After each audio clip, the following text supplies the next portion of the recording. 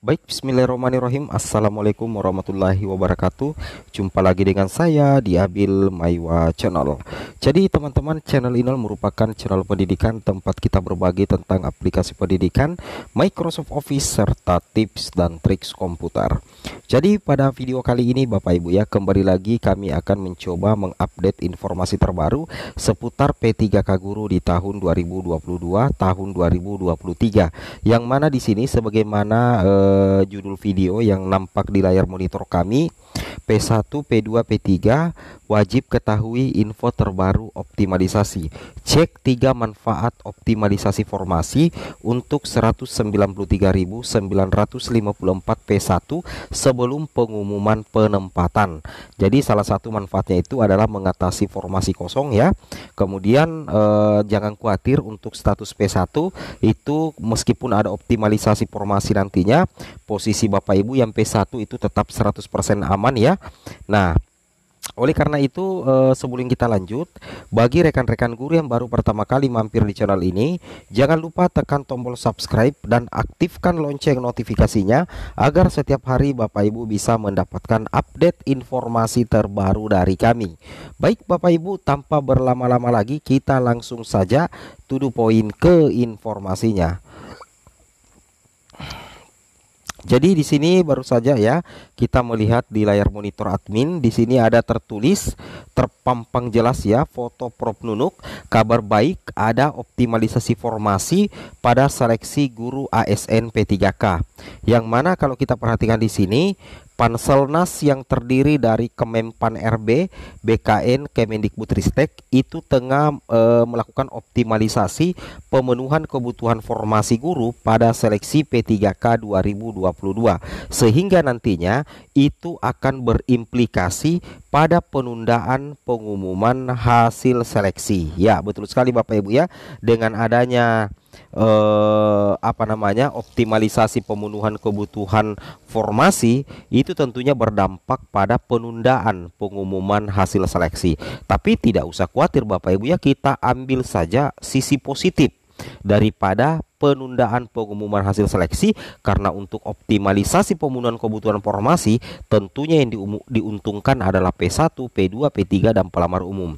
Nah, di sini pernyataan dari Prof Nunuk Suryani, kami melihat masih ada formasi yang tidak terlamar oleh guru, maksudnya Bapak Ibu ya, sehingga kami ingin memperjuangkan formasi kosong ini ya. Jadi kenapa ditunda? Karena memang ada formasi yang tidak terlamar ya. Jadi Kemendikbud caranya adalah menunda dulu pengumuman, kemudian memperjuangkan formasi kosong ini agar dapat diisi oleh pelamar guru yang belum mendapatkan formasi. Jadi termasuk P1 ya, tanpa formasi. Saya harap hal ini dapat dipahami karena kami ingin jumlah ASN P3K yang diterima lebih banyak. Nah, jadi alasan penundaan daripada pengumuman hasil seleksi P3K Guru tanggal 2 dan 3 Februari 2023 kemarin, tujuannya adalah agar jumlah ASN P3K yang diterima itu jauh lebih banyak melalui proses optimalisasi. Jadi ketika dilakukan optimalisasi, maka otomatis akan lebih banyak guru honorer yang akan diangkat menjadi ASN ketimbang tidak dilakukan optimalisasi. Jadi pilih mana Bapak Ibu? Tetap diumumkan tanpa optimalisasi atau ditunda dulu baru dilakukan optimalisasi? Yang intinya pengumuman itu tetap Februari. Nah Bapak Ibu kira-kira pilih mana? Ada optimalisasi atau tidak ada optimalisasi? Silahkan komen di kolom komentar Bapak Ibu ya. Baik, kemudian kita lanjut lagi di sini Bapak Ibu guru yang terhormat ya, kita lanjut lagi. Beberapa waktu yang lalu, tepatnya di tanggal 26 Januari 2023, Prof Nunuk sempat mempostingnya di Instagramnya bahwasanya beliau mengikuti rapat Panselnas ya di kantor Kemenpan RB, itu membahas seleksi P3K, dan di sini dikatakan guru dan nakes masih menjadi prioritas. Tahun 2023 adalah batas akhir penempatan. Jadi tahun ini adalah merupakan batas akhir penempatan Bapak Ibu ya melalui seleksi P3K. Semoga, nah di sini kemudian dilanjutkan oleh postingan Ibu Prof Nunuk, semoga semua lancar ya. Semoga semua lancar dan para guru honorer mendapatkan penempatan. Nah, seperti itu ya. Jadi Ibu Prof ya ingin agar seluruh guru honorer itu bisa mendapatkan penempatan, sehingga perlu ada optimalisasi. Nah, kalau kita lihat di sini Bapak Ibu ya, Bapak Ibu perlu perhatikan juga di sini. Kalau kita lihat di tabel ini bahwasanya yang akan diangkat ya mendapatkan SK ya di formasi 2022 untuk P1 itu ada 127.715. Sedangkan yang akan dituntaskan di P3K 2023 itu ada 65.860, termasuk yang mapel gemuk yang 19.013. Nah, inilah sebenarnya inilah data Bapak Ibu ya yang perlu dilakukan optimalisasi, baik P1 yang mendapatkan penempatan ataupun P1 yang belum mendapatkan penempatan. Itu butuh optimalisasi. Karena yang 127.715 sebenarnya ada masalah.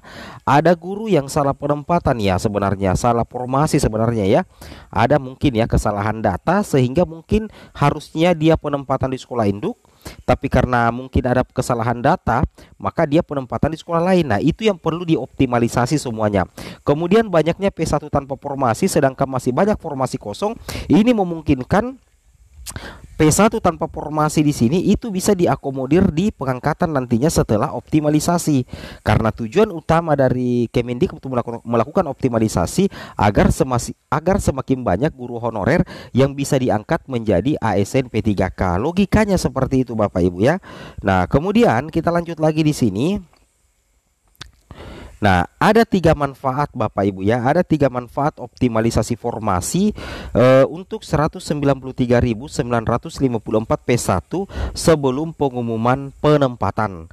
Nah, yang pertama di sini Bapak Ibu perlu perhatikan, kalau perlu dicatat, Kemendikbud perjuangkan agar guru honorer termasuk P1 lebih banyak yang diangkat ASN. Nah, ini salah satu manfaat dari optimalisasi, agar guru honorer termasuk P1 itu lebih banyak diangkat menjadi ASN.